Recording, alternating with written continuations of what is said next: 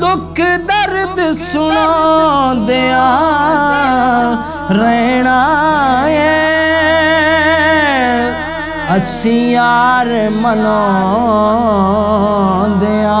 रहना है।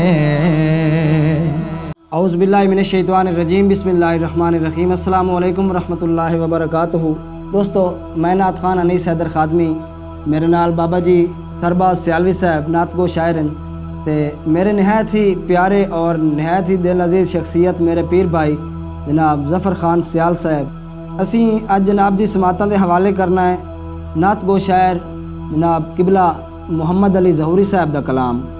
आरफाना रंगे सुन सो इंशाअल्लाह ईमान ताज़ा हो जासी। अगर चैनल ते पहली बारी आयो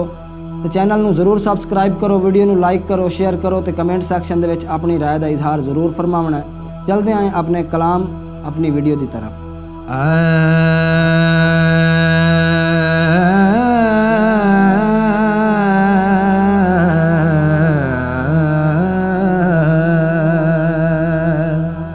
जदों वेख लिया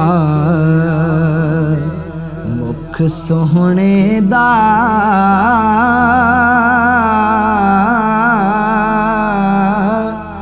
जदों वेख लिया मुख सोहणे दा, दुखियां ने नमाज अदा कीती, जदों वेख लिया मुख सोहणे दा, दुखियां ने नमाज अदा कीती, जिन्ना फेर लिया जिन्ना फेर लिया मुख सजना तू, उन्ना पड़ी होई कज़ा कीती, जदों वेख लिया मुख सोहणे दा, दुखियां ने नमाज अदा कीती, जदों वेख लिया तन तंदूर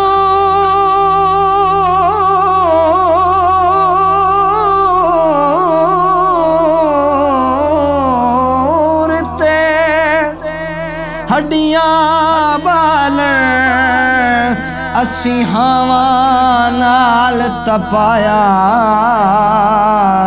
बुकियां कप कप पेड़े कीते आ इश्क पले थन लाया, तन दी हांडी